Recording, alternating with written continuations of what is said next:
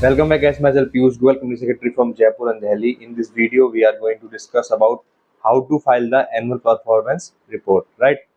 If any person or any entity has has made an overseas direct investment in joint venture, wholly owned subsidiary company, right? Right. So, what are the compliances which are required to be uh, complied by the person who are made the overseas direct investment? First and foremost, compliance is the annual performance report. It is required to be filed on the basis of yearly basis, right? And the following information, which we will discuss in later part, is required to be disclosed in the form annual performance report, right? So, form annual performance report is a annual disclosure. It is required to be filed with the filed through the AD Bank with the RBI, and it will contain the details of financial details and operational status of Indian company overseas investment. Right. So first is the uh, any Indian entity who has invested in foreign subsidiaries or joint venture. So what is the financial performance of that subsidiaries or joint venture? What is the equity participation, loan outstanding, and repatriation status? And thereafter, profit and loss and dividend declaration of the foreign entity, right? And it will enable the RBI to monitor the foreign investment and whether the Indian entity is compliant regarding the overseas direct investment regulations. Now, second question is comes when APR is required to be filed. So it was filed on or before the 31st December of every year, and the details of overseas investment made in the joint venture or wholly owned subsidiary abroad is required to be disclosed, and any Indian entity who holds equity shares or extended loan or guarantee to in the foreign entity is required to be disclosed, right? And what are the documentation which is required at the time of filing the annual performance report? First is the latest audited financial statement of joint venture and wholly owned subsidiary, shareholding structure and investment details of loan guarantee and dividend received, auditor certificate certifying financial data, SIN PAN and entity details of Indian investor, comes portal login and entity ID under ODI module, foreign entity basic information, right? So what is the process of filing the APR? First of all, collect the financial data which is required to be filed in the form APR, right? Verify ODI details, ensure that joint venture or wholly owned subsidiary is properly reported under a ODI module of the firm's portal. Log into firm's access the firm's portal using entity authorized login credential. Fill fill the APR form, enter the financial and operational data for an entity, right? And timeline, it must be filed on and before the 31st December of every year for the previous year, right? तो अगर आप delay करते हैं तो it will attract the penalties. Suppose you are mandatorily required to file the form APR, but you have not filed or not before the due date. What is the penalties for non-compliance? Right. First is the late submission fees by RBI, FEMA contravention proceedings, restriction on future overseas investment, scrutiny of existing ODI transaction by the authorities. So these are the mandatory requirement which you are required to be complied while filing the for annual performance report, right? Now, what is the annual performance report? We have already discussed what is the annual performance report. We have already discussed what is the due date of our filing the annual performance report, right? In is an APR required if no business was conducted in overseas or joint venture or wholly owned subsidiary? Is yes.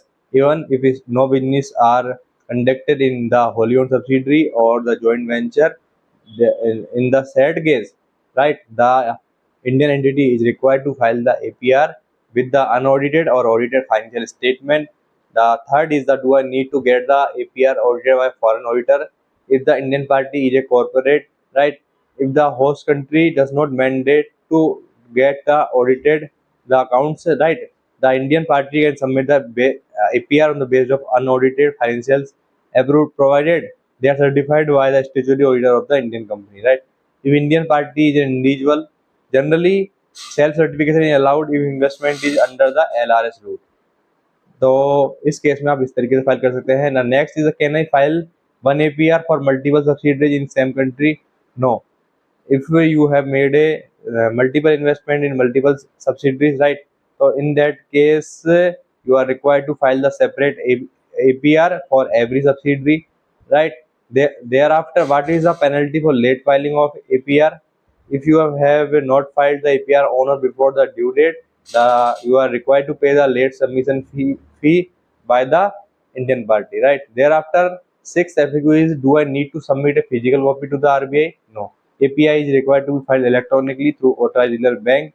Then the bank can verify the data and update the RBI system. You must keep the acknowledgement form. Next is the how to report share certificate in the APR. APR require confirm whether the share certificate have been submitted to the AD bank within 6 months from the date of remittance. So next question is the what if the accounting year of foreign entity is different from the Indian entity financial year, right? So in that case, the host country follows a different financial year. So in that case, you are required to file APR based on that financial year of the foreign country, right? Thereafter, the next question is my overseas entity had further invested in step down subsidiary. How do I report this?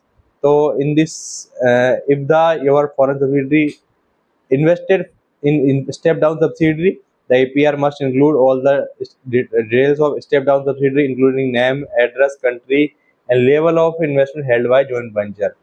The next FAQ is, do I need to report guarantee in the APR? Any corporate or person guarantee issued by Indian party to the overseas joint venture or wholly subsidiary must be disclosed. What is the current status? Whether any guarantee is invoked or not. Evaluation certificate is required every year with the APR. Usually, a valuation certificate is required at the time of investment or disinvestment, right? And that certificate is not required every year while filing the APR.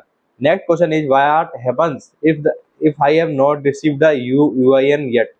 So you cannot file the APR without UIN, right? तो इसलिए UIN is a mandatory requirement for filing the APR. The next question is how do I report or realize the repatriation? APR is a specific action for repatriation from joint venture or wholly owned subsidiary. You must declare all dividend, management fees, royalties, or technical know-how fees actually received, right? Can I file the APR if foreign entity net worth is turned negative? Yes, you are required to file the APR in that case also. So I hope this is the complete information regarding the how to file the APR, what information is required to be filed with the APR, and what are the practical problems faced by the person who are filing the annual performance report, right? So we have discussed practical problems which generally faced by the applicant. Thank you guys for watching this video. Still, if you have any query related to this, you can also connect on the number given.